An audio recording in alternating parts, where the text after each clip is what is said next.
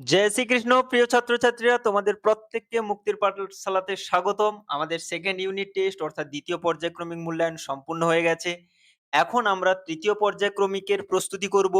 আজকের ক্লাসে আমরা পঞ্চম শ্রেণীর তৃতীয় পর্যায়ক্রমিক মূল্যায়নের প্রশ্নবিচিত্রা বইয়ের গণিতের প্রথম স্কুলটা আজকে আমরা সমাধান করব। সমস্ত জ্যামিতি থেকে শুরু করে যা কিছু রয়েছে বিস্তারিত আমরা দেখব আজকের ক্লাসে। ওকে, চলো। খুব সুন্দর করে শেষ পর্যন্ত দেখবে, প্রত্যেকটা ক্লাস দেখবে, মুক্তির পাঠশালাকে ফলো করে রাখবে, সাবস্ক্রাইব করে রাখবে, প্রত্যেকটা ক্লাস পাবে তুমি। দেখো প্রথম প্রশ্ন আমাদের কি বলেছে, বৃত্তের বৃহত্তম জ্যাকে কি বলে। তাহলে এই হচ্ছে আমাদের একটা, এই হচ্ছে বৃত্ত, তোমাকে সুন্দর করে বৃত্ত করলাম। এই হচ্ছে একটা কি আমাদের বৃত্ত।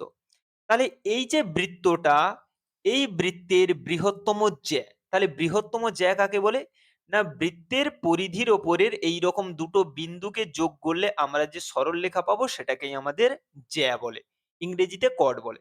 তাহলে এই রকম অসংখ্য টানা যেতে পারে, কেউ এই রকম টানবে, কেউ এদিক থেকে টানবে, কেউ এদিক থেকে টানবে, এই রকম অসংখ্য টানা যেতে পারে, এগুলোকে বলা হয় জ্যা।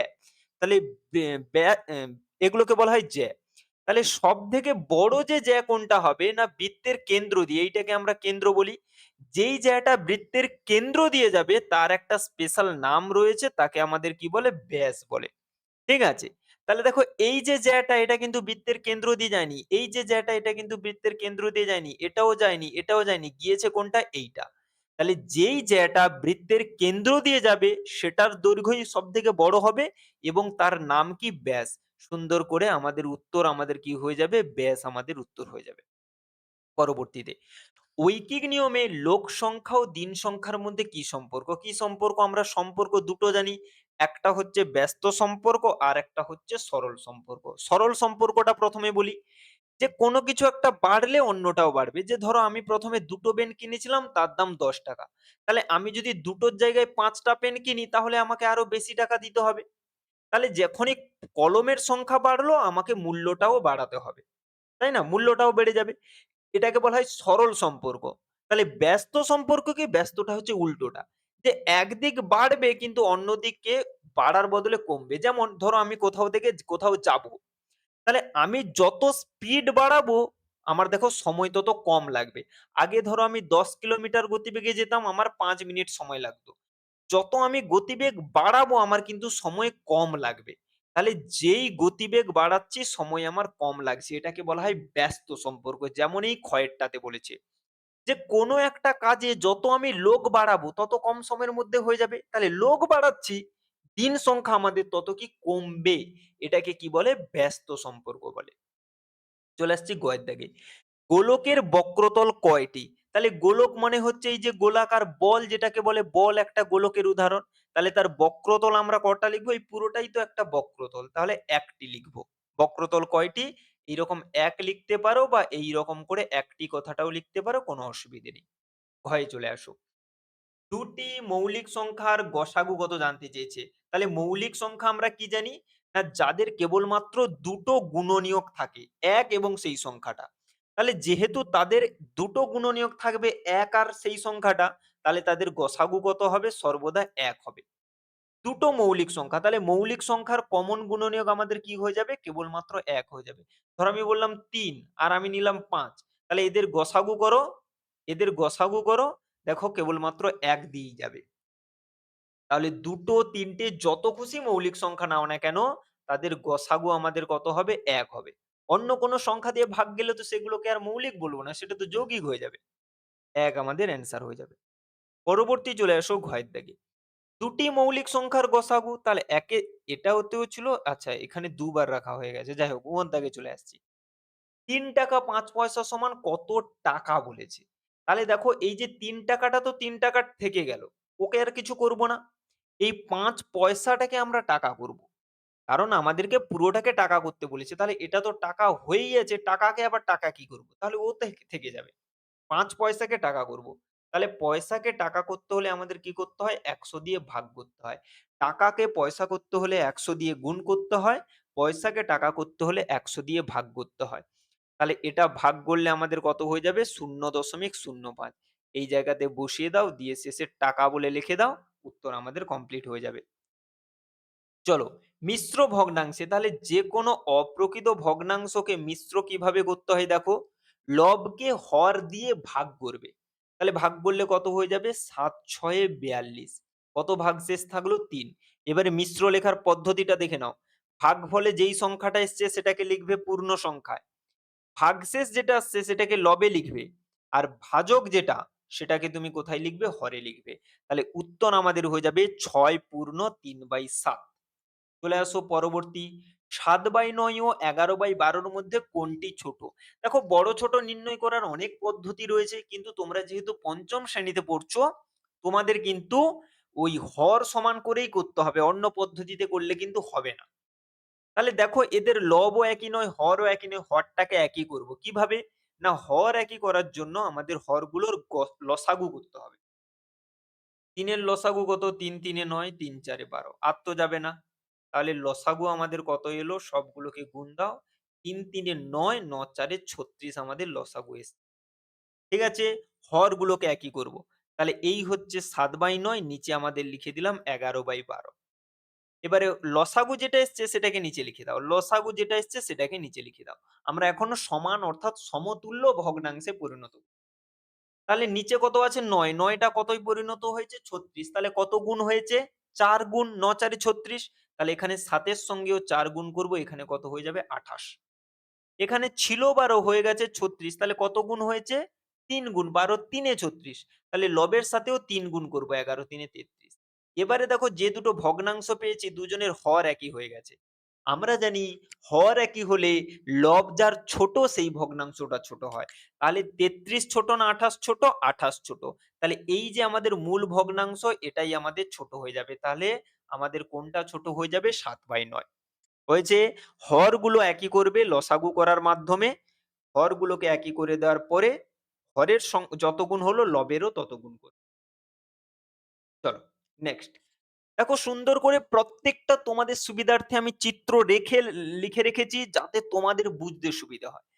সুন্দর করে তোমরা এই যে ক্লাসগুলো দেখছো সুন্দর করে খাতার মধ্যে নোট করে রাখবে, যতগুলো সংজ্ঞা আমি লেখাবো। ততগুলো সংজ্ঞা আমি যেভাবে লেখাবো খাতার মধ্যে লিখে রাখবে। দেখো চিত্র লেখো কাকে বলে আমি সুন্দর করে লিখে রেখেছি, ভিডিওটা পজ করে সুন্দর করে খাতার মধ্যে তুলবে। ছবি বা চিত্রের সাহায্যে ভাব বা তথ্য প্রকাশের পদ্ধতিকে চিত্রলেখো বলে। ব্যাস তুমি এইটুকু লিখলেই তুমি নম্বর পেয়ে যাবে। কিন্তু আমি তোমার বোঝার জন্য আরো দেখো এখানে ছবি আকারে লিখেছি যে চিত্রলেখো কি বলে? না এইরকম ছবির আকারে কিছু তথ্য প্রকাশ করব ছবির আকারে। যে দেখো আপেল কতগুলো আছে, কলা কতগুলো আছে, কমলা কতগুলো আছে, আম কতগুলো আছে, এইরকম চিত্রের আকারে ছবির আকারে একটা তথ্য প্রকাশ করাকেই আমাদের কি বলা হয়? চিত্রলেখো। তাহলে যখনই চাইবে এই যে সংজ্ঞাটা আমি লিখে রাখলাম এইটাই সুন্দর করে খাতার মধ্যে লিখবে, পড়বে, পরীক্ষাতেও লিখবে। পরবর্তীতে চলে আসছি সূক্ষ্মকোণ। দেখো এটাও লিখে রেখেছি। এই যে কি? না যে কোণের পরিমাণ ০ ডিগ্রি এর বেশি এবং ৯০ ডিগ্রি এর কম তাকে সূক্ষ্মকোণ বলে। ভিডিওটা পজ করবে, করে সুন্দর করে খাতার মধ্যে লিখে রাখবে। দিয়ে পড়বে, পরীক্ষার হলে লিখবে পরীক্ষাতে।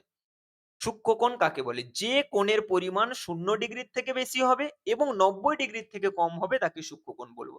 গল্প শেষ। কিন্তু আমি তোমাদের বোঝার জন্য দেখো কিছু উদাহরণ হিসেবে এখানে লিখে রেখেছি। এই যে দেখো ৩০ ডিগ্রি এটা ০-এর থেকে বেশি ৯০ থেকে কম।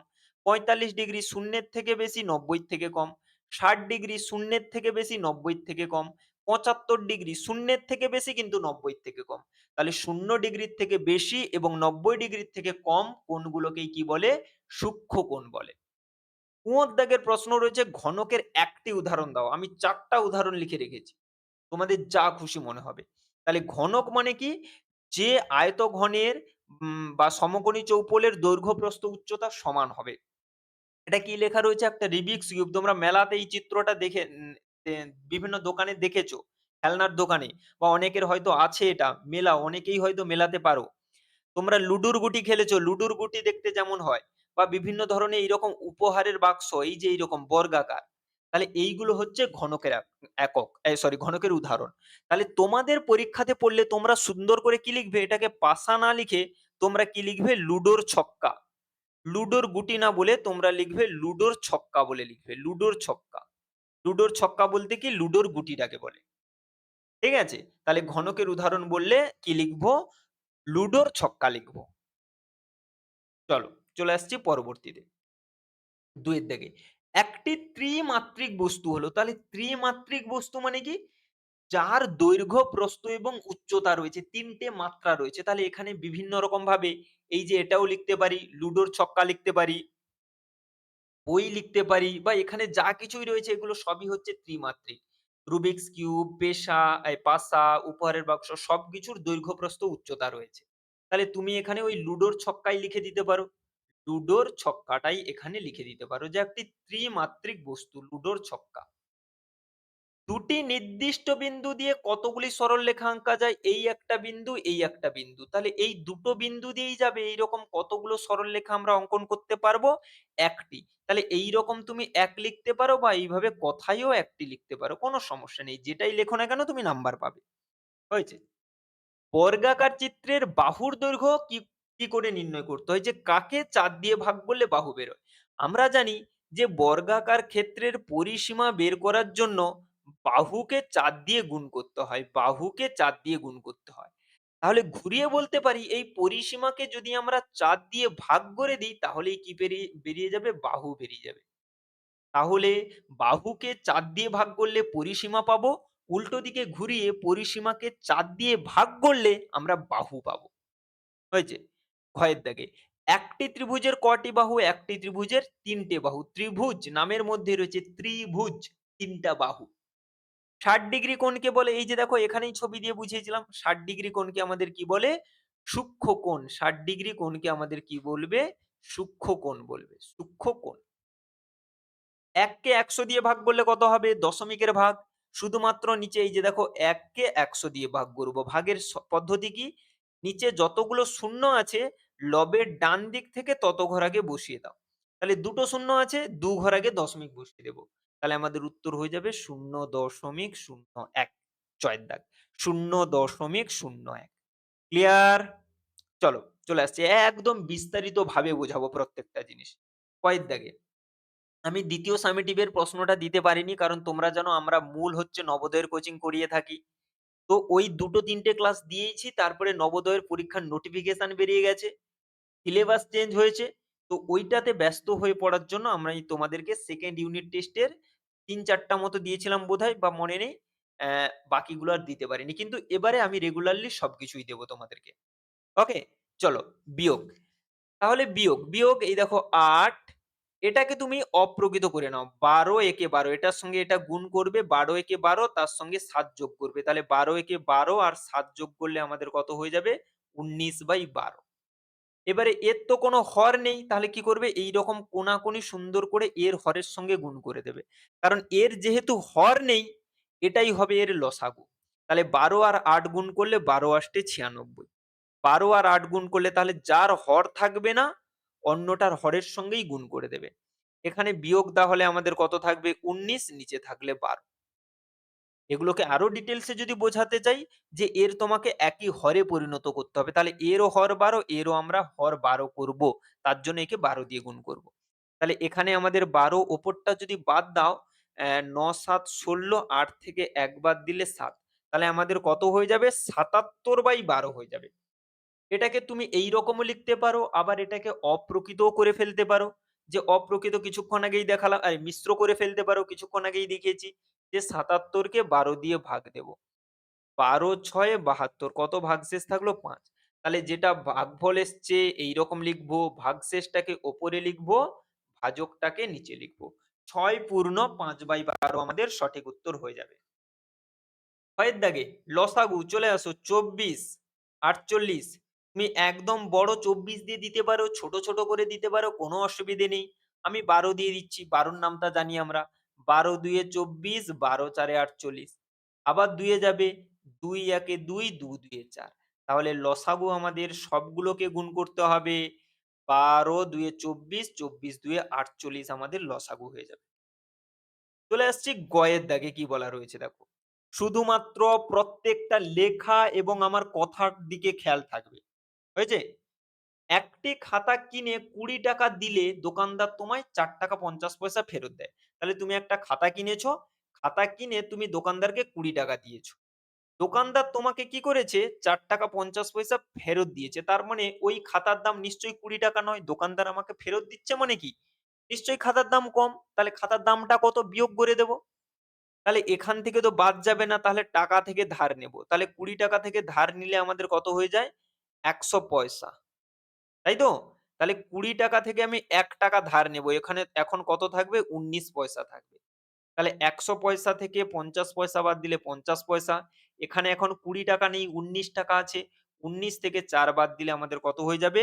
৳১৫.৫০। তাহলে এইরকম ভাষা দিয়ে লিখবে। এই আমি যেভাবে শেখাচ্ছি, এইরকম লিখবে। অতএব খাতাটির দাম ৳১৫.৫০। এইরকম করে লিখবে। ওকে? লিখলে তুমি এগুলো ২ নাম্বারের অঙ্ক, তুমি ২ নম্বর একদম ফুল পাবে। একদম ফুল পাবে। চলে আসছি পরবর্তীতে। ক্ষয়ের দাগ। ৪ দিনে ৫০০ টি যন্ত্রাংশ তৈরি হয়। ৪ দিনে কতগুলো যন্ত্রাংশ? ৫০০ টা। ১২ দিনে কতগুলো যন্ত্রাংশ তৈরি করতে হবে? আমি যেভাবে দেখাচ্ছি তুমি পরীক্ষাতে সেভাবেই করো। ৫ টার ১ টা নাম্বারও পকেটে করে বাড়িতে নিয়ে যেতে পারবে না। ঘুরে তোমাকে ১ নাম্বার উল্টে বাড়ি থেকে নিয়ে এসে তোমাকে দেবে এক্সট্রা। তুমি এইভাবেই লিখবে। ডান দি এইভাবে লিখবে দিন, দিন সংখ্যা। ডান দিকে লিখবে যন্ত্রাংশ সংখ্যা। পুরো যেমন শেখাচ্ছি। যন্ত্রাংশ সংখ্যা। এবারে এখানে ১ম এ ৪ দিনে কতগুলো যন্ত্রাংশ তৈরি করেছে? ৫০০ টি। পরবর্তীতে ১২ দিনে কতগুলো যন্ত্রাংশ তৈরি করতে হবে জানতে চেয়েছে। এইরকম তুমি লিখে ফেলবে। লেখার পরে এইরকম ভাষা দিয়ে লিখবে।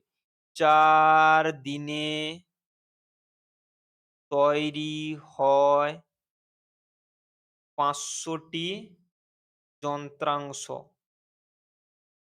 তাহলে ১ দিনে কতগুলো তৈরি হবে? ১ দিনে তৈরি হয় কম হবে। কম ৪ দিনে যদি ৫০০ টা তৈরি হয় তাহলে ১ দিনে কম হবে, ভাগ করবে এতটি যন্ত্রাংশ।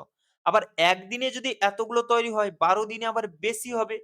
বেশি হলে আবার কি করব? গুণ করব।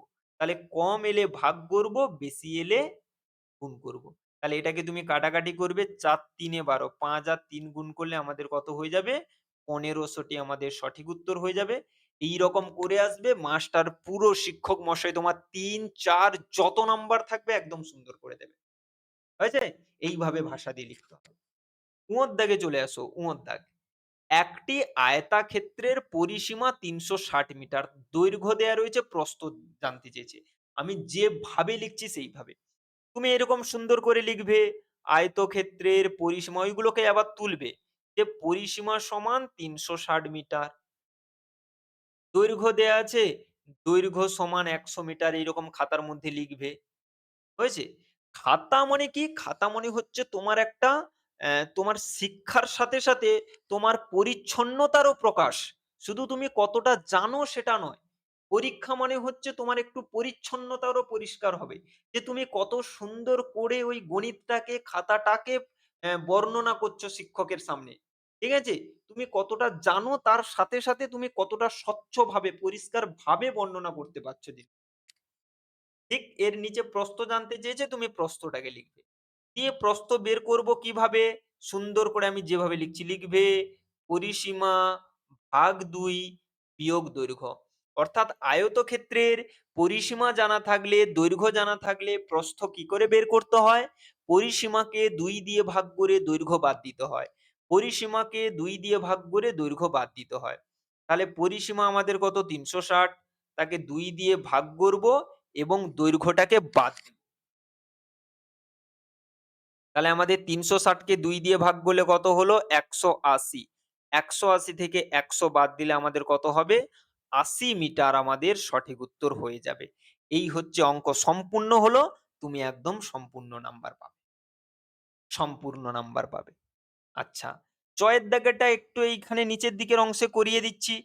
স্থানীয় মানে ভাঙতে বলেছে। খুবই সহজ। স্থানীয় মানে কিভাবে ভাঙবে? প্রথমে দশমিকের আগে যেটা আছে তাদের স্থানীয় মানে ভাঙো। দশমিকের আগে কত আছে? ৪০০। তাহলে ৪ এর স্থানীয় মান কত? ৪০০। পরবর্তী ৪ এর স্থানীয় মান কত? ৪০। তারপরের ৯ এর স্থানীয় মান কত? ৯। তাহলে দশমিকের আগে যেটা আছে তাদেরকে তুমি প্রত্যেকটা অঙ্কের স্থানীয় মান লিখবে। এবারে দশমিকের পরে চলে যাও। দশমিকের পরে যে অঙ্কগুলো আছে তাদের স্থানীয় মান কিভাবে লিখতে হয় শিখে নাও।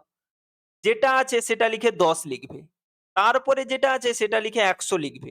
এরপরে যদি কিছু থাকতো সেটা লিখে ১০০০ লিখতাম। তাহলে দশমিকের আগে যে অঙ্কগুলো আছে তাদের স্থানীয় মান খুব সহজ, তোমরা জানো যে ৪ এর স্থানীয় মান ৪০০, ৪ এর স্থানীয় মান ৪০, ৯ এর স্থানীয় মান ৯। আর দশমিকের পরে যে অঙ্কগুলো থাকে তাদের স্থানীয় মান কিভাবে লিখতে হয়? দশমিকের পরে যে থাকে সেটা বাই ১০, দশমিকের পরের পরে যে থাকে সেটা বাই ১০০। তাহলে এটাকে আমি দুটো লাইনে লিখেছি, তোমরা পুরো একটা লাইনে এটাকে লিখবে। ৪০০ যোগ ৪০ যোগ ৯ যোগ ৫/১০ যোগ ৬/১০০। ওকে, চলে আসছি পরবর্তী প্রশ্ন। দেখো বলা রয়েছে বাহুভেদে ত্রিভুজের শ্রেণীবিভাগ। তোমাদের ছবি আকারে বোঝানোর জন্য আমি ছবি দিয়ে রেখেছি। বাহুভেদে ত্রিভুজকে ৩ ভাগে ভাগ করা হয়। কি কি? সমবাহু ত্রিভুজ, সমদ্বিবাহু ত্রিভুজ, বিষমবাহু ত্রিভুজ। এইটা লিখলেই তুমি নম্বর পেয়ে যাবে। আমি তোমাদের বোঝানোর জন্য ছবি দিয়ে রেখেছি। কি না, সমবাহু ত্রিভুজ কাকে বলে? যে ত্রিভুজের ৩টি বাহুই সমান তাকে সমবাহু ত্রিভুজ বলে। এই যে দেখো ৩টে বাহুই সমান হয়েছে। সমদ্বিবাহু ত্রিভুজ কাকে বলে? যে ত্রিভুজে এই নামের মধ্যে রয়েছে দেখো সমদ্বি, দ্বি, দুটো বাহু সমান। তাহলে এই বাহুটার এই বাহুটা দুজন সমান, এটাও যা হবে এটাও তা। আর আছে বিষমবাহু ত্রিভুজ, অর্থাৎ ৩টে বাহুই অসমান। ৩টে বাহুই অসমান, এটার দৈর্ঘ্য যা, এটার দৈর্ঘ্য অন্য হবে, এটার দৈর্ঘ্য অন্য হবে ৩টা। তাহলে তোমার শুধু বলেছে বাহুভেদে ত্রিভুজের শ্রেণীবিভাগ, তুমি লিখবে বাহুভেদে ত্রিভুজ ৩ প্রকার। কি কি লিখবে? সমবাহু ত্রিভুজ, সমদ্বিবাহু ত্রিভুজ, বিষমবাহু ত্রিভুজ। ব্যাস লিখলেই হয়ে যাবে। কিন্তু তুমি জ্ঞানের জন্য পুরোটা জেনে রাখো। ৩টি বাহুই সমান তাকে সমবাহু ত্রিভুজ, ২টি বাহু সমান সমদ্বিবাহু ত্রিভুজ, ৩টে বাহু অসমান তাকে বিষমবাহু ত্রিভুজ। বর্গেজতে আমাদের রয়েছে যোগ করো। তাহলে সুন্দর করে ৩০৭ টাকা ৫০ পয়সা, তার সাথে আমরা যোগ করব ৩২ টাকা ৭৬ পয়সা। তাহলে এখানে হলো ৬, ৭ ৫ ১২, ২ হাতে ১, ৭ ২ ৯ ১ ১০ এর ০ হাতে ১, ৩ ১ ৪ ৩। তাহলে আমাদের উত্তর হয়ে যাবে ৩৪০ টাকা ২৬ পয়সা। শেষে গিয়ে টাকা লিখে দেবে। ৬, ছোট থেকে বড় সাজাতে বলেছে। দেখো ছোট থেকে বড় এইটাই ভুল হয়ে যায় যে প্রত্যেকে জানে, কিন্তু ভুলবশত সে বড় থেকে ছোট সাজিয়ে দেয়। বলেছে ছোট থেকে বড়, কিন্তু সে সাজিয়ে দেয় বড় থেকে ছোট। ভালো করে। তাহলে সব থেকে ছোট বের করার উপায় কি? একটা একটা করে, কখনো একসাথে সবগুলো দেখবে না, একটা একটা করে। দশমিকের পরে এর আগে এরও শূন্য আছে, এরও শূন্য আছে, এরও শূন্য আছে, সবার একই। তাহলে বোঝা যাচ্ছে না কে বড় কে ছোট। তারপরে চলে যাও, দশমিকের পরে এর শূন্য আছে, এর শূন্য আছে, এর ৫ আছে। তাহলে ৫ বড় না শূন্য বড়? অবশ্যই ৫ বড়। তাহলে সব থেকে বড় হয়ে যাবে এটা। আচ্ছা, এবারে এর পরে চলে যাও। দেখো এর আছে শূন্য কিন্তু এর আছে ৫। তাহলে এ হবে দ্বিতীয়। তাহলে দশমিকের পরে একটা একটা অঙ্ক করে দেখবে। তাহলে ছোট থেকে বড় বলেছে, সব থেকে ছোট হবে ০.০০৫। এইরকম চিহ্ন দেবে। ০.০৫ এবং শেষে হবে ০.৫। হয়েছে? এইরকম চিহ্ন আকারে দেবে যে ছোট থেকে পরপর বড় লিখছো। তে রয়েছে সমান্তরাল সরল লেখা কাকে বলে? দেখো আমি উদাহরণ সংজ্ঞা লিখে রেখেছি।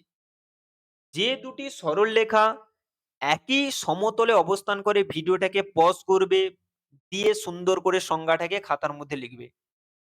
যে দুটি সরল লেখা একই সমতলে অবস্থান করে, পরস্পরকে কখনো ছেদ করে না এবং তাদের মধ্যবর্তী দূরত্ব সর্বদা সমান থাকে, তাদের সমান্তরাল সরলরেখা বলে।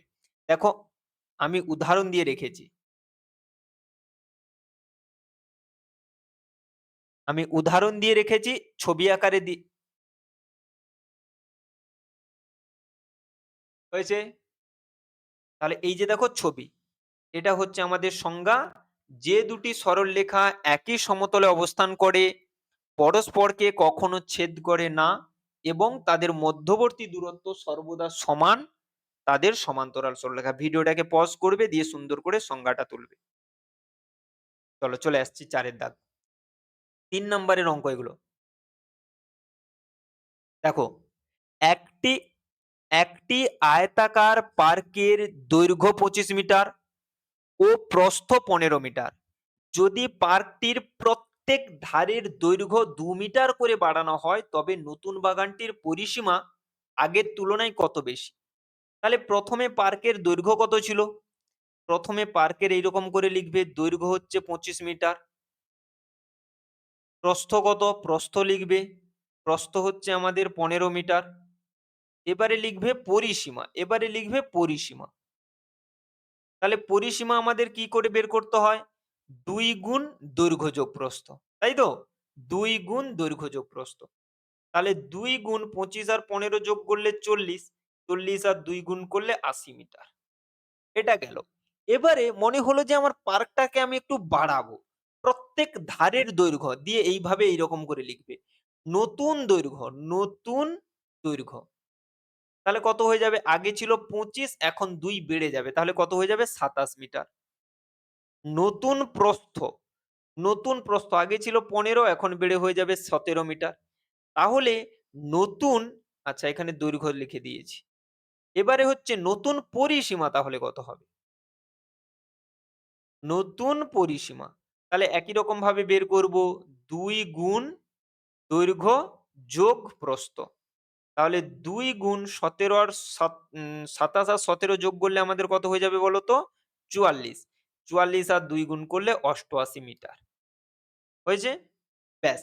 এবারে তাহলে আমাদের পূর্বে যে পরিসীমাটা ৮০ মিটার ছিল, এখন সেই পরিসীমাটা বেড়ে কত হয়ে গেছে? ৮৮ মিটার। আমাদের জানতে চেয়েছে নতুন বাগানটির পরিসীমা আগের তুলনায় কত বেশি? ব্যাস এইভাবে ভাষা লিখবে। অতএব নতুন বাগানটির পরিসীমা, পরিসীমা আগের তুলনায়, দিয়ে এবারে বিয়োগ করবে। ৮৮ বিয়োগ ৮০ সমান ৮। ওদিকে আর লিখছি না আমি, ৮ মিটার বেশি লিখবে। ব্যাস, সুন্দর মাস্টার একদম শিক্ষক মহাশয় ৩, ৩ একদম সুন্দর করে। অঙ্ক শুরু করবে, অঙ্কের প্রথমে অঙ্কের দাগ নম্বর দেবে, দিয়ে এইভাবে সুন্দর করে করবে। ঠিক আছে? চলো, আমি চলে আসছি ক্ষয়ের দাগে। একটি ছাত্রাবাসে ৩০ জন ছাত্র ছিল। তাদের জন্য ২৪ দিনের খাবার মজুদ ছিল। কিন্তু ৬ জন ছাত্র নতুন ৬ জন নতুন ছাত্র ওই ছাত্রাবাসে আসে। এখন মজুদ খাবার তাদের কতদিন চলবে? আমি যেভাবে লিখছি সুন্দর করে। তাহলে এখানে তুমি কি লিখবে? ছাত্র সংখ্যা। ছাত্র সংখ্যা। এদিকে তুমি কি লিখবে? দিন সংখ্যা। এদিকে তুমি কি লিখবে? দিন সংখ্যা। তাহলে আগে কতজন ছিল? ৩০ জন। এই ৩০ জনের কত দিনের খাবার ছিল? ২৪ দিন। কিন্তু ৬ জন নতুন ছাত্র এসছে, তাহলে এখন কত হচ্ছে? এখন তাহলে কতজন আছে? ৩৬ জন। তাহলে আমরা একদম প্রথমেই করেছিলাম যে লোক সংখ্যা বাড়া মানে দিন সংখ্যা কমবে। আগে ৩০ জন খেত, যতদিন চলতো খাবারটা ২৪ দিন চলতো। এখন যেহেতু বেশি জন খাবে তাহলে কম দিনের মধ্যে শেষ হয়ে যাবে। ব্যাস। এবারে আগে যেভাবে ভাষা দিয়ে করেছিলাম এরকম লিখবে। ৩০ জন ছাত্রের খাবার চলে ২৪ দিন। ওদিকে ধরছে না, আমি নিচে লিখছি ২৪ দিন। তাহলে একজন ছাত্রের চলবে। একজন ছাত্রের খাবারটা চলবে। বেশি দিন চলবে, তাই তো? তাই না কি গো? কোন একটা খাবার ৩০ জন ছেলে খেত, ২৪ দিন চলতো। এবারে ওই খাবারটা যদি ৩০ জনের জায়গায় একজন খায়, তাহলে তার তো অনেক দিন চলবে খাবারটা, তাই না? যে খাবারটা ৩০ জনের ২৪ দিন লাগতো শেষ করতে, সেই খাবার যদি একজন ছেলে খায় তার তো অনেক দিন লাগবে শেষ করতে। তাহলে বেশি দিন বলে স্যার বলেছে গুণ করতে। এবারে যদি ৩৬ জন খায়, তাহলে একজনের জায়গায় যদি ওই খাবারটা ৩৬ জন খাবে বলে, তাহলে কম দিনের মধ্যে শেষ হয়ে যাবে। তাহলে কম মানে কি? ভাগ করব। তাহলে যে খাবারটা একজন খেলে যেদিন চলতো, সেই খাবারটা যদি ৩৬ জন খায় তাহলে কম দিন চলবে, ভাগ করব। তাহলে ৬ এ কাটলে ৬ ৬ ৩৬, ৬ ৪ এ ২৪। ৬ কাটলে ৬ ৫ এ ৩০। তাহলে সুন্দর করে আমাদের উত্তর কত হয়ে যাবে? ২০ দিন আমাদের সঠিক উত্তর হয়ে যাবে। কত দিন আমাদের হয়ে যাবে? ২০ দিন আমাদের সঠিক উত্তর হয়ে যাবে। তাহলে বাম দিকে আমি ক এর অঙ্ক দেখালাম, ডান দিকে খ এর অঙ্ক দেখালাম। সুন্দর করে প্রত্যেকটা অঙ্ক খাতার মধ্যে লিখবে, নোট করবে, প্র্যাকটিস করবে, প্র্যাকটিস। চলে আসছি পরবর্তী গ এর দাগ কি বলেছে? সরল রয়েছে, পরীক্ষার জন্য ইম্পোর্টেন্ট। সরল, পরীক্ষার জন্য। কি বলেছে দেখো? গ এর দাগ। ২৪ জন, ২৪ ভাগ ৪ গুণ ৬ বিয়োগ ৩। বিয়োগ ২৪ ভাগ ৪ ৬ বিয়োগ ৩। দুটোর মধ্যে পার্থক্য দেখো, এখানে ৪ এর পরে গুণ চিহ্ন আছে, এখানে ৪ এর পরে কোনো চিহ্ন নেই। মানে কি বলতো? ওটা এর। এইভাবে সমান চিহ্ন দেবে। ২৪ ভাগ, তাহলে আমরা প্রথমে প্রথম বন্ধনীর কাজ করব। ৬ আর ৩ বিয়োগ দিলে ৩। ২৪ ভাগ ৪ গুণ ৬ আর ৩ বাদ দিলে ৩। দেখো দেখে দুটোকে একই রকম লাগছে। মনে হবে দুজন যমজ, কিন্তু দুজন যমজ নয়। দেখো এখানে গুণ চিহ্ন আগে থেকে ছিল। কিন্তু এখানে এটা কিন্তু গুণ নয়, এটা হচ্ছে এর। এর মানে গুণই করতে হয়। কিন্তু আমরা জানি ভি বদমাস নিয়ম অনুযায়ী কি হয়? বদমাস নিয়ম অনুযায়ী আমরা কি জানি? এই যে এ মানে হচ্ছে অফ, এর। এর কাজটা ভাগেরও আগে হয়। তাহলে এখানে যে এখানে আমাদের কি হবে? ভাগ আছে, গুণ আছে। দেখো ভাগ আছে, গুণ আছে। কোন কাজটা আগে হবে? ভাগ। তাহলে ২৪ কে ৪ দিয়ে ভাগ করলে ৬। ঠিক আছে? কিন্তু এখানে আমরা কিন্তু ভাগ আর গুণ করব না। ভাগ আগে করব না। কেন? কারণ এখানে কিন্তু ভাগ আর গুণ ছিল না। এটা কিন্তু কি ছিল? এর। এর। এর মানে গুণেরই কাজ সেটা। কিন্তু পার্থক্যটা কি? ভাগের আগে করতে হয় ওটাকে। ওই গুণটাকে ভাগের আগে করতে হয়। তাহলে এখানে কিন্তু আমরা আগে ৪ আর ৩ কে গুণ করব। আশা করি বোঝা গেছে। তাহলে এখানে দেখো ২৪ আর ৪ কে ভাগ করেছি। কারণ এখানে ভাগ আর গুণ চিহ্ন ছিল। এখানে ভাগ আর এর ছিল, তাই আগে এর কাজটা করতে হবে। এর মানে কি? গুণ। এটা আগে করতে হবে। ৬ আর ৩ গুণ করলে ১৮, এখানে ২৪ কে ১২ দিয়ে ভাগ করলে ২, ১৮ থেকে ২ বাদ দিলে ১৬ আমাদের উত্তর এসে যাবে। বহু ছেলেমেয়ে পরীক্ষাতে ভুল করবে, আমি বলে রাখলাম। তুমি শিখছো, ভালো করে শেখো, নোট করো, প্র্যাকটিস করো, তোমার ঠিক হবে। চলে আসছি ঘয়ের দাগে। ১৪ টি পাম্প ২০ দিনে ২৮,০০০ লিটার জল তুলতে পারে। তাহলে ২০ টি পাম্প ১২৫ দিনে কত লিটার জল তুলবে? চলে আসছি। এইরকম করে লেখো। তাহলে এখানে হচ্ছে কি মেশিন সংখ্যা। মেশিন লিখে দাও। সংখ্যাটা লেখো। আমার একটি জায়গা নেই বলে আমি ছেড়ে যাচ্ছি। তারপরে লিখবে দিন সংখ্যা। এরপরে লিখবে জলের পরিমাণ। কতটা জল তোলে? জলের পরিমাণ। দিয়ে ব্র্যাকেটে লিটার লিখে দেবে। হয়েছে? প্রথমে ১৪ টি মেশিন ২০০ দিনে ২৮,০০০ লিটার জল তোলে। পরবর্তীতে ২০ টি মেশিন ১২৫ দিনে কত জল তুলবে জানতে চেয়েছে। দেখো এগুলো হচ্ছে ঐকিক নিয়মের অঙ্ক। এগুলো আমি শুরুতে যেভাবে বললাম যে ভাষা দিয়ে সুন্দর করে করবে, এখানেও তুমি ভাষা দিয়ে করবে। কারণ তোমাদের স্কুলের 5 এর যে গণিতগুলো বইতে যেটা আছে, কিন্তু এইভাবে ভাষা দিয়েই সরল সম্পর্ক, ব্যস্ত সম্পর্ক দিয়ে কিন্তু করা নেই। ভাষা দিয়েই তুমি কিন্তু ভাষা দিয়েই করবে।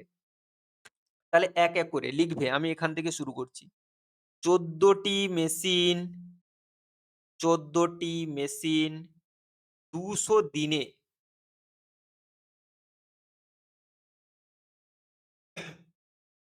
২৮,০০০ লিটার জল তোলে। ভাষাটা লিখলে। এবারে ১৪ টা মেশিনকে আমি একটা মেশিন করব।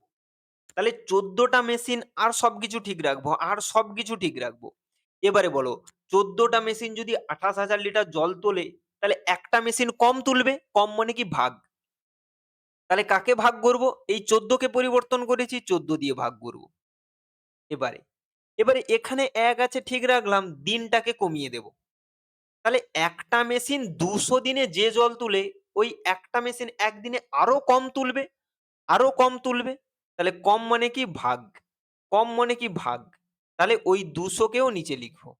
যাকে পরিবর্তন করব গুণ হলে তাকে ওপরে লিখবে, কম হলে তাকে নিচে লিখবে। যদি মনে হয় বেশি হবে তাহলে তাকে ওপরে লিখবে, যদি মনে হয় কম হবে তাহলে তাকে নিচে লিখবে। তাহলে ১, ১ হয়ে গেছে। এবার আমরা এটাকে বাড়িয়ে ২০ ১২৫ করব। আমাদের এই অঙ্কের নাম কি? ঐকিক নিয়ম। ঐকিক নিয়ম মানে কি? প্রতি একটাতে যে মান তাকেই মনে হয় ঐকিক নিয়ম। তাই আমরা প্রত্যেকবার একটার মান বের করবই, বের করতেই হবে। হয়ে গেল, এবারে বাড়াবো। তাহলে একটা মেশিন একদিনে যে জল তোলে, তাহলে একটা মেশিন এবারে ১২৫ দিন। তাহলে একদিনে যে জল তোলে ১২৫ দিনে আরো বেশি তুলবে। তাহলে বেশি হলে স্যার কি বলেছে? ওপরে গুণ করবে। বেশি হলে ওপরে গুণ করবে। বেশি হলে ওপরে গুণ করবে। এবারে তাহলে ১২৫ হয়ে গেছে। এবারে ২০ টা মেশিন। এবারে একটা মেশিনের জায়গায় এবারে আসছে ২০ টা মেশিন। তাহলে একটা মেশিন ১২৫ দিনে এতটা পরিমাণ জল তোলে। এবারে একটা মেশিনের জায়গায় আমি ২০ টা মেশিন বসাবো। তাহলে ২০ টা মেশিন যদি ১২৫ দিন ধরে চলে, আরো বেশি জল উঠবে। তাহলে আরো বেশি মানে কি? আমরা আরো গুণ করব। ২৮,০০০ গুণ ১২৫ গুণ আমাদের ২০০ বাই আমাদের কত হবে গো? নিচে যেটা ছিল ১৪ আর ২০০। ঠিক আছে? এখানে ২০ হবে। আমি ২০০ লিখে দিয়েছি। ২০। বোঝা গেছে? এইভাবে সুন্দর করে ভাষা। তাহলে ১ম এ ১৪ আর ২০০ কে ১ এ পরিণত করতে হবে ১ এ। আবার সেই ১ কে বাড়িয়ে আমরা ২০ ১২৫ লিখব। এবার এটাকে কাটাকাটি করো। দেখো নিচের দুটো শূন্য, ওপরের দুটো শূন্য কেটে দিলাম। ১৪ ই কাটলে ১৪ দুয়ে ২৮, ২০। ঠিক আছে? ১৪ দুয়ে ২৮, ২০। এই ২ আর এই ২০ কেটে দাও। ২ ১০ এ ২০। তাহলে উপরে কি আছে? ২০, ১২৫ আর ১০। ২০, ১২৫ আর ১০ গুণ করলে আমাদের কত হয়ে যাবে বলো তো? ১২৫ ২ এ ২৫০। তাহলে ২৫০ আর দুটো শূন্য বসে যাবে। ২৫,০০০ লিটার আমাদের সঠিক উত্তর এসে যাবে। ব্যাস! এই কাজটা করলে তুমি পুরো নাম্বার পাবে। আমি আবার বোঝাচ্ছি। তাহলে ভাষাতে লিখবে ১৪ টা মেশিন ২০০ দিনে এত লিটার জল তোলে। এবারে কমাবে। ১৪ টাকে ১ টায় পরিণত করবে, ২০০ কে ১ দিনে পরিণত করবে। এবারে যদি উত্তর কম হয় তাহলে তুমি নিচে লিখবে। আর উত্তর যদি তোমার মনে হচ্ছে বেশি হবে তাহলে উপরে গুণে লিখবে।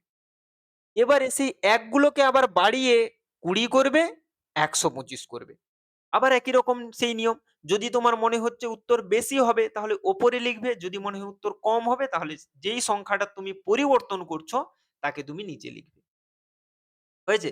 আমাদের সুন্দর করে উত্তর হলো ঘয়ের ২৫,০০০ লিটার এবং এই দাগটা পরীক্ষার জন্য গুরুত্বপূর্ণ আমি বলে দিলাম। এই অঙ্কটা প্রায় ক্লাস 5 এর পরীক্ষাতে পড়ে।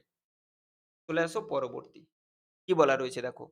সমকোণী ত্রিভুজ কাকে বলে? চিত্র সহ লেখো। একদম তোমাদের জন্য সুন্দর করে আমি লিখে রেখেছি। কি বলে দেখো? যে ত্রিভুজের একটি কোণের পরিমাপ ৯০ ডিগ্রি তাকে সমকোণী ত্রিভুজ বলে।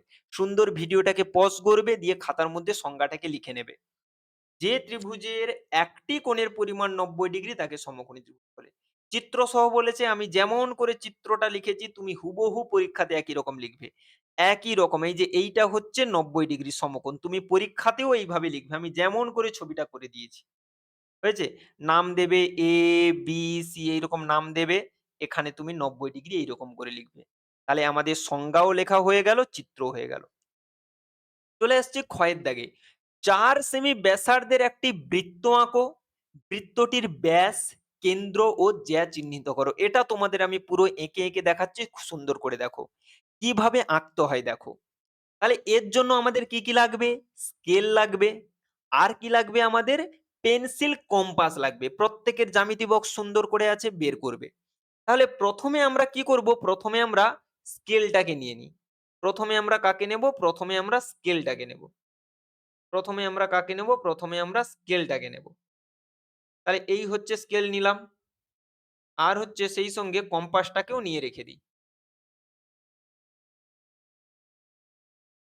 কম্পাসটাকেও লাগবে রেখে দিলাম।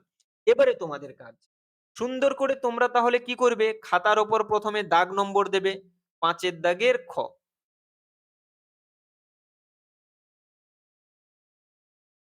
হচ্ছে না কেন গো?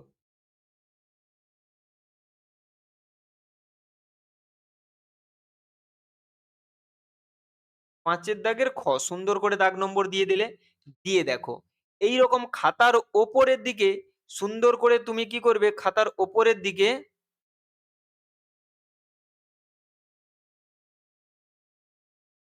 খাতার ওপরের দিকে তুমি যেখানে দাগ নম্বর দিয়েছো সেখানে এইরকম করে তুমি স্কেলটাকে বসাবে।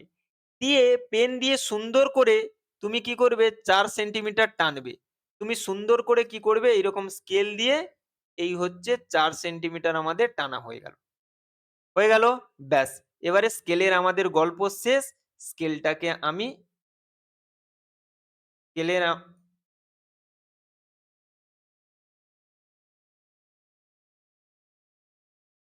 স্কেলের আমাদের গল্প শেষ। আমি স্কেলটাকে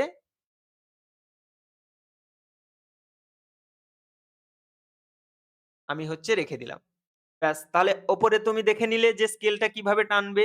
০ থেকে শুরু করে পুরো ১, ২, ৩, ৪ করে ৪ পর্যন্ত নিয়ে গেলাম। তাহলে আমার এখানে ৪ সেন্টিমিটার বলেছে। তোমার পরীক্ষায় যদি তোমাকে ৫ বলে, ৬ বলে যা বলে তুমি হচ্ছে সেটা টানবে। ঠিক আছে? তোমার পরীক্ষায় যা বলবে তুমি হচ্ছে সেটা টানবে। তাহলে আমার এখানে ৪ বলেছে ৪ টেনে নিলাম। এবারে এই ব্যাসার্ধ বিশিষ্ট বৃত্ত অঙ্কন করব। এবারে বৃত্তটা কিভাবে অঙ্কন করতে হয় দেখো। তুমি খাতাতে সুন্দর করে এইরকম একটা বিন্দু নিয়ে নেবে। হয়েছে? এইরকম একটা বিন্দু নিয়ে নেবে, ছেড়ে দাও। ১ম এ তুমি কি করবে? তোমার এই পেন্সিল কম্পাসটাকে নেবে। পেন্সিল কম্পাসটাকে কি করবে? এইরকম করে বসাবে। পুরো যেমন করে বসাচ্ছি। হয়েছে? এই দেখো পেন্সিল কম্পাসের মুখ সুন্দর করে এই রেখার প্রান্তবিন্দুতে থাকলো এবং এই পেন্সিল কম্পাসটে আরেকটা মুখকে বাড়িয়ে, বাড়িয়ে আরেকটা মুখ পর্যন্ত নিয়ে যাব। তাহলে এই যে রেখার যে দুটো প্রান্তবিন্দু, একটা প্রান্তবিন্দুতে কি থাকবে? এই পেন্সিল কম্পাসের একটা মুখ থাকবে। আর একটা প্রান্তবিন্দুতে তোমার পেন্সিল কম্পাসের পেন্সিলের মুখটা থাকবে। মাপটা নিয়ে নিলে, মাপটা নিয়ে এসে তোমাকে কি করতে হবে? এবারে এখানে বৃত্ত করতে হবে খাতার মধ্যে সুন্দর করে। ব্যাস। তাহলে এই হচ্ছে তুমি কি করলে? এই এখানে সুন্দর করে একটা বিন্দু করে দেবে। এটাকে বলা হয় বৃত্তের বিন্দু। সেই বিন্দুতে কি করবে? এইরকম করে পেন্সিল কম্পাসের মুখটা বসাবে। দিয়ে হচ্ছে কি করবে? গোল করবে। পেন্সিল কম্পাসটাকে ধরবে, ধরে দেখো এই আমাদের বৃত্ত হয়ে গেল। এই আমাদের কি হয়ে গেল? বৃত্ত হয়ে গেল। দেখেছো? বড় করে একটা বৃত্ত হয়ে গেছে। এবারে আমার এই বৃত্তটা দেখো এই রেখাগুলোর উপর দিয়ে চলে গেছে। এখানে তো আমার জায়গা ছোট। যেহেতু ৪ সেন্টিমিটার বলেছে মানে অনেকটাই বড় হবে। তো আমার এখানে তো জায়গাটা ছোট। তোমার কিন্তু খাতাতে যেন এইরকম গুলো না হয়। যে এই রেখাটার উপর দিয়ে যেন এই বৃত্ত না যায়। তুমি সুন্দর করে নিচের দিকে করবে। আমি বোঝাতে পারছি জিনিসটা? তাহলে ওপরে স্কেল দিয়ে ১ম এ রেখা টানবো, দিয়ে পেন্সিল কম্পাস দিয়ে এক প্রান্ত থেকে অন্য প্রান্ত পর্যন্ত পেন্সিল কম্পাসের মাপ নেব, দিয়ে গোল করে বসাবো। এবারে আমাদের যে জিনিসগুলো করতে বলেছে, কি, কি করতে বলেছে? বৃত্তটির কেন্দ্র, তাহলে এই যে এটা, এটার নাম দেবে, ও দেবে। দিয়ে লিখবে কেন্দ্র। দিয়ে এইরকম ও নাম দেবে, দিয়ে এখানে কি লিখবে? কেন্দ্র বলে লিখবে। কি লিখবে? কেন্দ্র। যেমন করে বলছি। এবারে কি বলেছে? বৃত্তটির ব্যাস। ব্যাস তোমাদেরকে কি শিখিয়েছি? না ব্যাস তোমাদেরকে শেখানো আছে বৃত্তের এই যে পরিধি থেকে একদম এইটা আমাদের কি হয়ে যাবে? ব্যাস হয়ে যাবে। ঠিক আছে? সুন্দর করে তাহলে টেনে ফেললে।